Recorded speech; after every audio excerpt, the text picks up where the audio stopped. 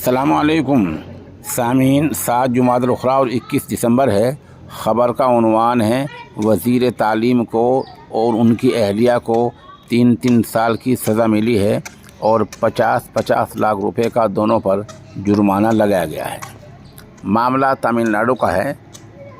Madras high court نے آمدنی سے زیادہ جائیداد ہونے کے معاملے میں تمل ناڈو کے وزیر تعلیم کے پون موڈی اور ان کی اہلیہ کو 3 سال کی سادہ سزا سنائی ہے اور دونوں پر 50 لاکھ روپے کا جرمانہ عائد کیا ہے۔ الزام یہی تھا کہ آمدنی سے زیادہ جائیداد ان کے پاس ہے۔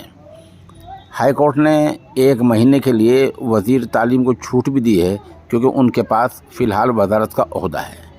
اس بیچ اگر سپریم کورٹ سے ان کو چھوٹ نہیں ملتی، رعایت نہیں ملتی اور سزا کم نہیں ہوتی ہے تو پھر ان کی ممبر اسمبلی شپ بھی جائے گی اور وزارت جائے گی اور جیل جانا پڑے گا۔ بتا دیں نچلی عدالت نے وزیر موصوف کو بری کر دیا تھا، پھر معاملہ ہائی کورٹ پہنچا اور ہائی کورٹ نے آج انہیں یہ سزا سنائی ہے جس میں میاں بیوی کو 3 سال کی سزا سنائی گئی ہے۔